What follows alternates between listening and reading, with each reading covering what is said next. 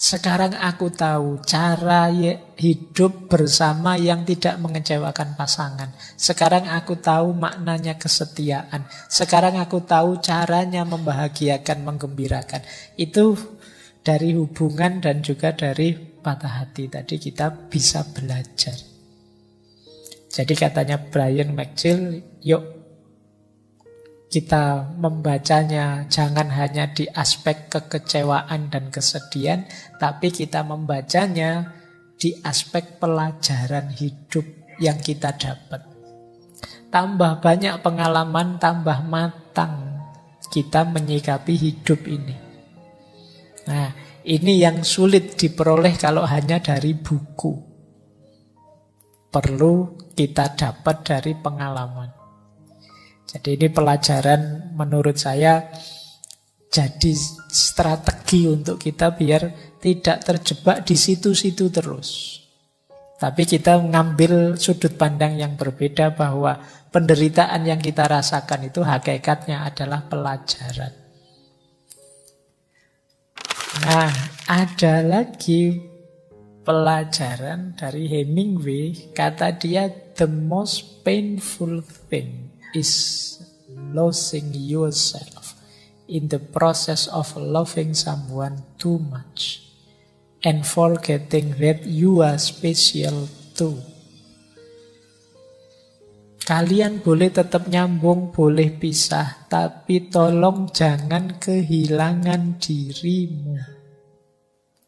Banyak orang yang saking melekatnya pada seseorang dengan alasan saking cintanya sampai dia melenyapkan dirinya, kehilangan dirinya.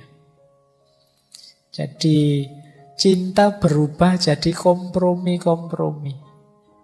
Asal engkau tidak pergi, aku rela berubah jadi apapun yang engkau inginkan. Ini namanya kompromi, bukan cinta. Atau kalau pasanganmu hanya mau mencintaimu dengan syarat dan ketentuan seperti iklan. Iya, itu kan kalau iklan itu kan begitu. Aku mencintaimu terus ada tanda bintangnya di bawahnya syarat dan ketentuan berlaku loh. Itu bukan cinta, itu dagang. Jadi di antara kuncinya cinta itu bisa tegak, ya engkau jadi dirimu, dia jadi dirinya. Kemarin dulu kita bahas yang ini ya, ketika kita membahas Khalil Gibran. Jangan lupa masing-masing kalian itu istimewa. Justru istimewanya terletak dalam perbedaan. Jadi kunci mencintai itu kan salah satunya ada respect, saling menghargai. Jadi kalau ada cinta yang membuatmu kehilangan dirimu dalam proses mencintai itu, sebenarnya itulah the most painful thing, kata Hemingway. Itu yang paling menyakitkan. Cinta itu sebenarnya mendukungmu untuk semakin eksis jadi manusia, seperti minggu depan kita bahas. Tapi justru cinta bisa melenyapkanmu. Nah, ini yang paling menyakitkan. Kamu tidak ada lagi. Kamu memasrahkan dirimu sepenuhnya pada yang engkau cintai, sesuai keinginannya, sesuai perintahnya, sesuai kehendaknya, ya selesai, kamu kehilangan dirimu. Dan sebenarnya itulah yang paling perlu disesali. Ini kata Hemingway. Nah, ini pelajaran selanjutnya. Jadi patah hati itu natural saja karena yang bertemu itu bisa cocok, bisa tidak. Perpisahan itu niscaya. Tapi semoga kalian tidak kehilangan diri, tidak berkompromi.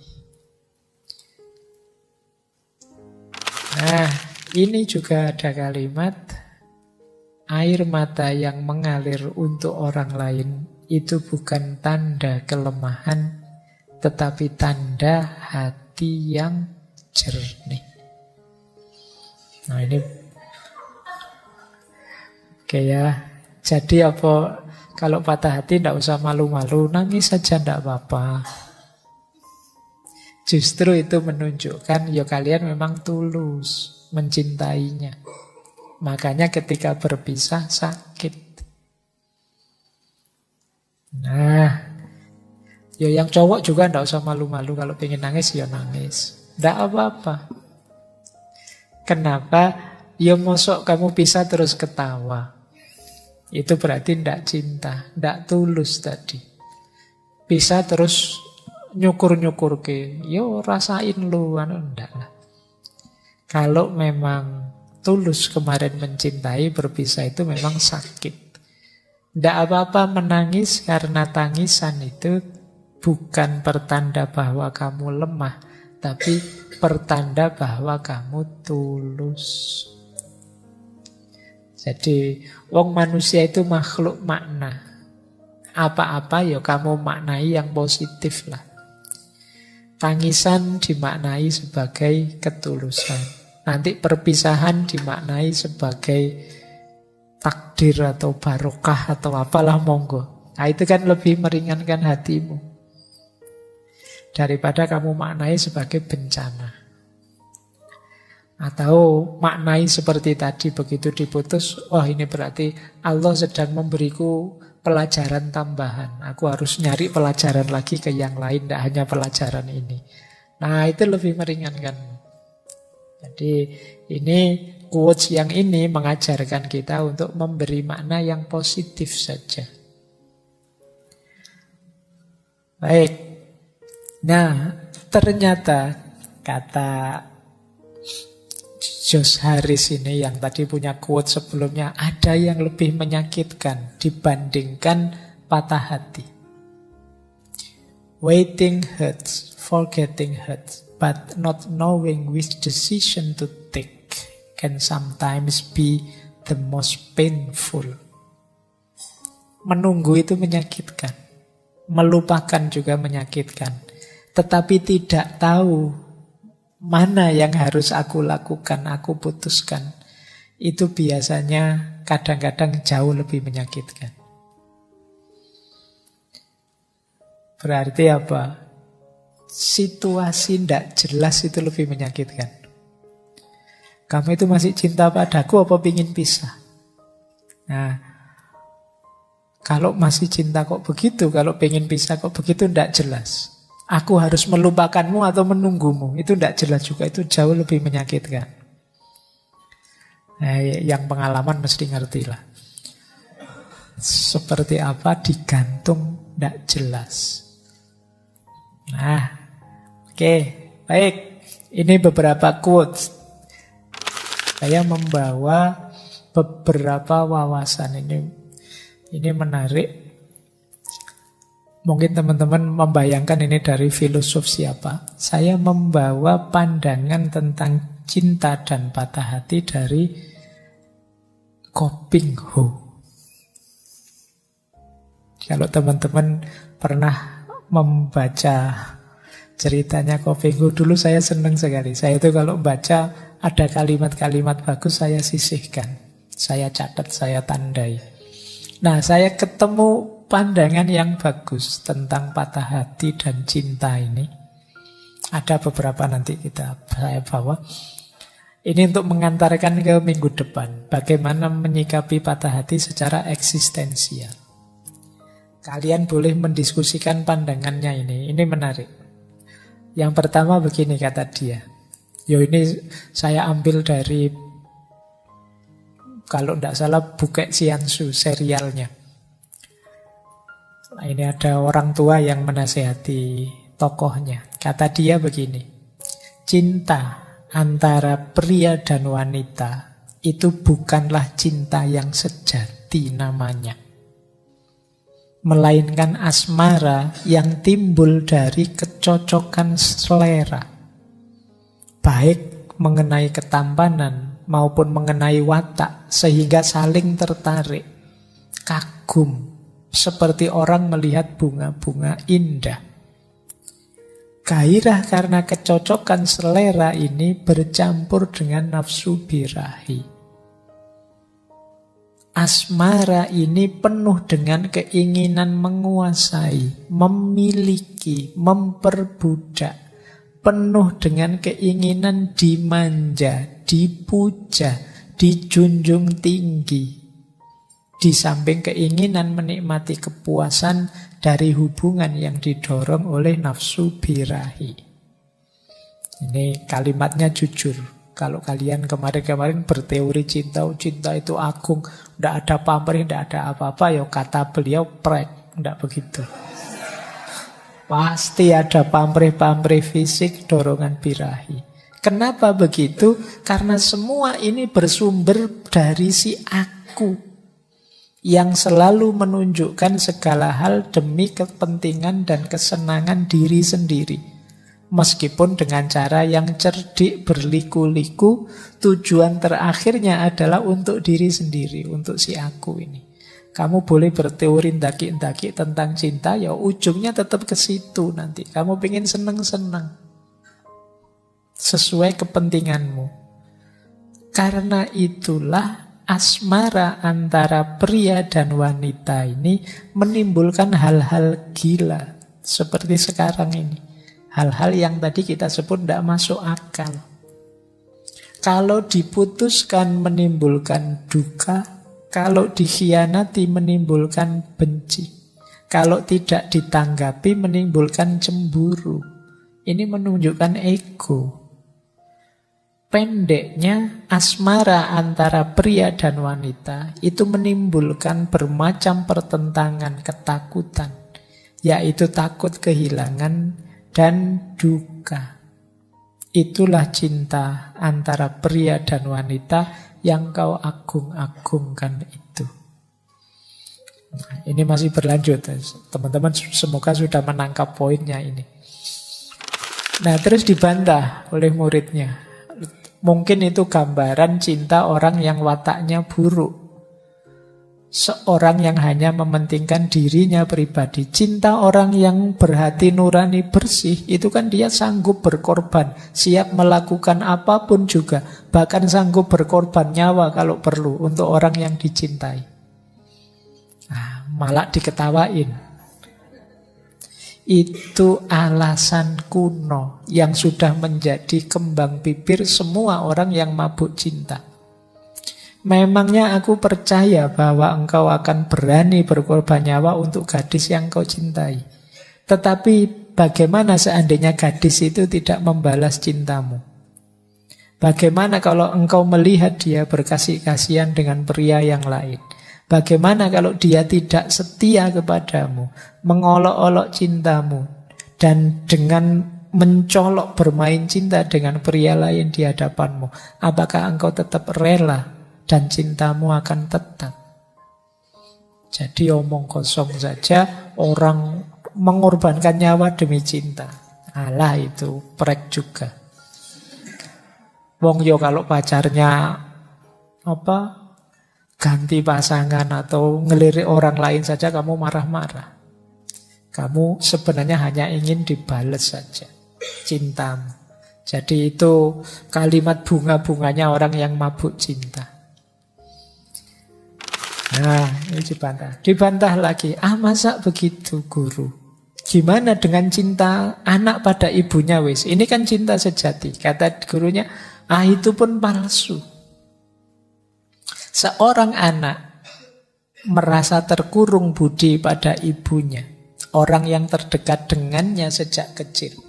Orang yang bersikap manis. Orang yang selalu digantunginya, disandarinya.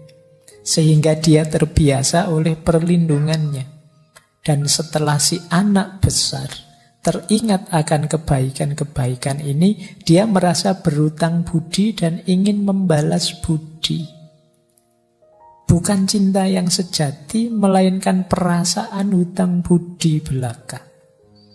Andai kata si anak sejak bayi diberikan pada seorang wanita yang lain, kalau wanita itu melimpahkan kebaikan-kebaikan padanya, tentu anak itu pun akan berutang budi pula.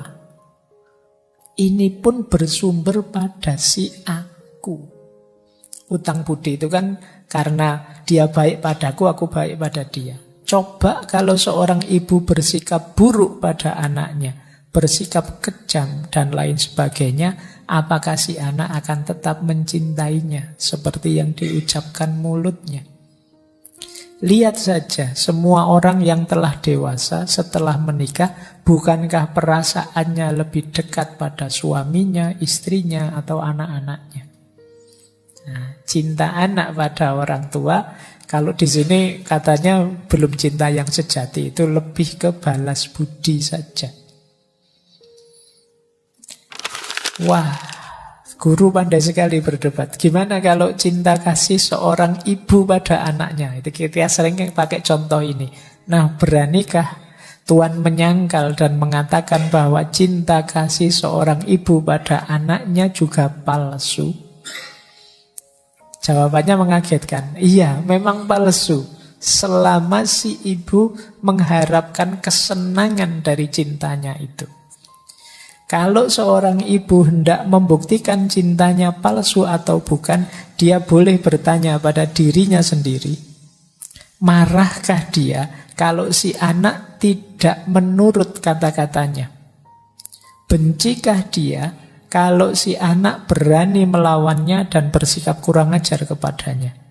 Dan berdukakah dia kalau si anak melupakannya dan tidak membalas budi kepadanya? Kalau benar demikian, maka sesungguhnya dia tidak mencintai anaknya. Karena di mana ada cinta, di situ tidak mungkin ada kebencian, kemarahan, dan kedukaan. Nah, ini cinta ibu pada anaknya pun dibantah. Kadang-kadang cinta ibu pada anaknya juga belum tulus. Masih ada pamrihnya. Pamrihnya apa? Dibalas kebaikan sama anaknya, atau dipatuhi anaknya, atau anaknya melakukan apa yang dia inginkan, mewujudkan mimpi-mimpinya. Kalau si anak ini rasanya kok mimpinya berbeda dengan dia, itu biasanya sudah sikapnya agak berbeda. Ada banyak cerita semacam ini. Ya tidak semuanya, tapi kalau ada seperti ini berarti belum tulus cintanya. Selama masih ada pamrih belum tulus. Nah, terakhir, kalau begitu pendapatnya Tuhan, kalau cinta itu bukan perasaan manusia yang biasa, mungkin ya hanya cinta pada Tuhan saja yang suci. Jawabnya malah lebih tegas lagi. Sama sekali tidak. Cinta manusia pada Tuhan itu lebih munafik lagi. Sesungguhnya bukan cinta, melainkan pemujaan, dan pemujaan ini palsu belaka. Kalau dibaliknya terhadap keinginan agar memperoleh balas jasa atau imbalan.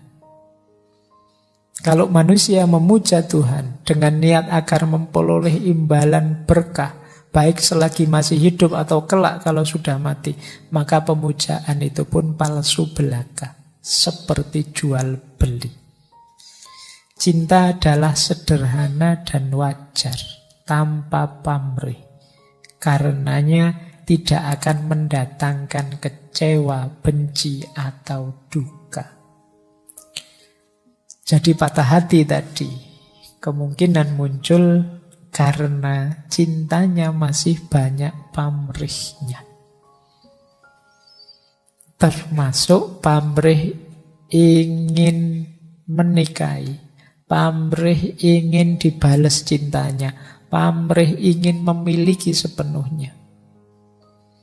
Berarti belum tulus. Kalau sudah tulus, seperti dulu pernah kita bahas ya, bahkan aku ingin membahagiakan yang aku cintai, bahkan jika seandainya aku harus pergi, harus menjauh, kita harus berpisah, dengan itu dia bahagia, aku rela. Nah, ini baru tulus. Tapi kalau ditinggal kok terus marah-marah, dari cinta berubah jadi benci, ya berarti yang tadi cintanya masih belum tulus. Ini kalau pakai teorinya Kopingho ini ya. Biar tidak hanya teorinya para filosof, para teolog. Kita ambil perspektif yang agak berbeda.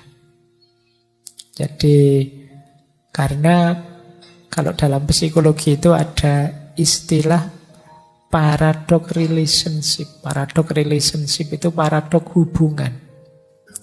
orang itu semakin melekat mencintai, semakin mudah membenci. Sebesar apa kebencian yang bisa lahir itu setara dengan sebesar apa cinta yang dimiliki. Orang yang bisa mengecewakan kita paling besar adalah orang yang paling kita cintai. Jadi ini namanya paradok hubungan. Hubungan itu yang paling mengecewakan adalah yang paling kita melekat di situ. Ya mungkin sekarang belum kelihatan, tapi begitu ada kasus sedikit meledak. Kita misalnya dibohongi teman kita, itu mungkin biasa, tapi dibohongi orang yang kita cintai, rasanya sakitnya double. Kenapa? Karena kemarin kita punya pamrih-pamrih pada dia. Ketika pamrih ini terbalik, tidak muncul, kita kecewa, kita marah, dari cinta kemudian jadi benci. Nah ini ada pelajaran-pelajaran. Berarti kok Pak saya balik-balik pacaran patah hati, ya mungkin perlu naik kelas cintanya. Belajar lagi mencintai secara lebih tulus. Nah mungkin itu yang tadi disebut pelajaran tadi ya. Ayo belajar lagi, belajar lagi. Entah itu sebagai orang tua, dengan sahabat, dengan yang dikasihi, termasuk mungkin dengan Allah. Itu ayo latihan mencintai secara lebih tulus. Itu yang kalau dalam agama namanya ikhlas. Fokusnya hanya pada yang dicintai, tidak pada aku, kalau bahasanya Kobing Ho tadi. Tidak untuk kepentinganku dan tidak keinginanku, tapi kepentingan dan keinginan yang dicintai saja. Nah ini namanya cinta yang tulus. Yang ini memang enak kalau diceramahkan begini, kalau dijalankan berat. Karena menyingkirkan ego itu tidak gampang. Orang sulit menaklukkan aku itu. Karena aku ini kan sudah mewarnai hidup kita sehari-hari. Ada cara lebih mudah untuk biar kita tidak ditelan oleh aku. Ayo sekali-sekali latihan menjauh dari diri kita. Kita pandangi diri kita secara lebih objektif. Nah itu mungkin memudahkan kita mengenali ego kita, aku kita. Sehingga jangan-jangan kebaikan-kebaikan yang banyak kita lakukan itu terbongkar nanti kalau kita mengambil cara ternyata kebaikanku selama ini masih berpamrih. Masih sebenarnya untuk kepentingan ego. Tidak karena kebaikan itu sendiri dan tidak ikhlas karena Allah. Nah ini titik-titik di mana kita harus belajar dan banyak mengambil pelajaran dari fenomena-fenomena seperti patah hati ini. Karena tidak mungkin dalam hidup kita itu semua keinginan kita terpenuhi. Ketika keinginan kita tidak terpenuhi, di situ muncul fenomena patah hati ini.